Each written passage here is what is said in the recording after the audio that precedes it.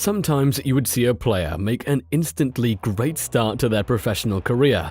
They would perform at a very elite level and guide their teams to numerous titles and major honors. And then they would experience an unimaginable fall from grace. Such is the story of France international Paul Pogba. What exactly happened to a midfielder who was destined for greatness? Was it bad luck? Was it bad advice? Was it poor choices? Or was it a lack of support? Today we're going to look at exactly what happened to Pogba and what contributed to his downfall. Before we begin, make sure to smash that subscribe button and turn on your notifications so that you're never far away from our latest content offerings. Sometimes I don't want to have any money anymore. I just don't want to play anymore. I just want to be with normal people, so they will love me for me, not for the fame, not for the money. Sometimes it's tough. This is what Pogba said during an interview to Al Jazeera. A day later, he would test positive for excess non-indigenous testosterone metabolites. About 7 years ago, Paul Pogba had the world at his feet.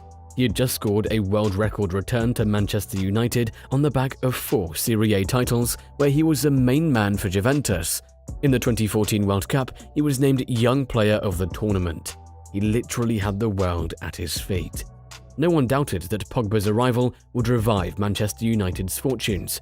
The Red Devils had been looking for an answer to their midfield vows, and the young Frenchman would tick so many boxes in the midfield for them. Fast forward to 2023.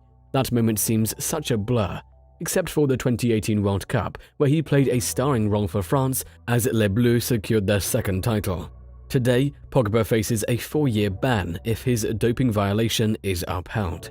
At the age of 30, it means that his playing career is effectively over.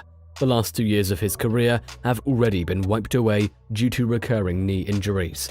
A career that was once promised to be a glorious one now seems likely to end with a whimper. In Pogba's own words, football can be beautiful and cruel at the same time. Opinions shift faster than the flow of water. A few years ago, he was considered one of the best midfielders of his generation, and today he is a prime example of a career wasted by injuries and poor advice. At Juventus, Pogba was the golden standard. Under both Antonio Conte and Max Allegri, he operated on the left of a midfield three, which was a perfect role for him. With Andrea Pirlo and Arturo Vidal or Claudio Marchisio playing alongside him, Pogba had the license to do whatever he felt necessary in the moment. Blessed with great physique and excellent technical attributes, Pogba was a complete modern-day midfielder. He was as all-action as you could get. And that is what was expected from him when he returned to United to complete a mission that he barely got a chance to start.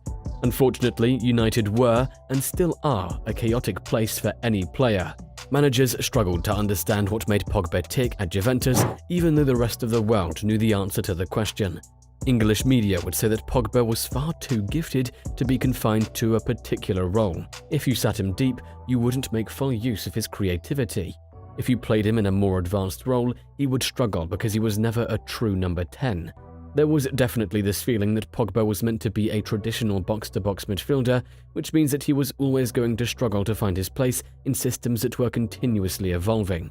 Therefore, a hybrid role in a 3-man midfield was the only one where he would be able to use his abilities.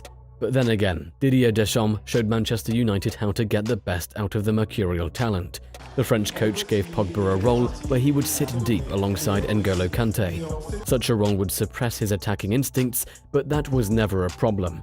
At United, though, things were totally different. The hawkish glare of the media never left him, and whatever he did was micro-analyzed.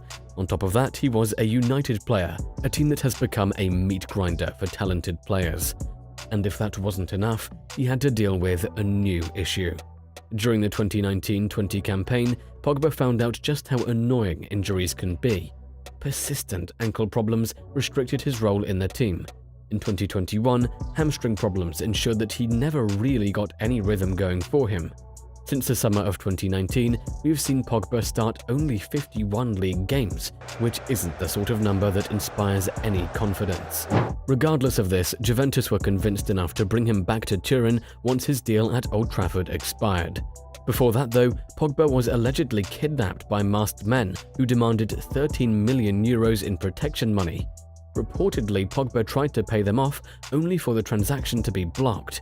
On top of that, his elder brother, Matthias, released a video where he claimed that his brother had hired a witch doctor to put a curse on Kylian Mbappe.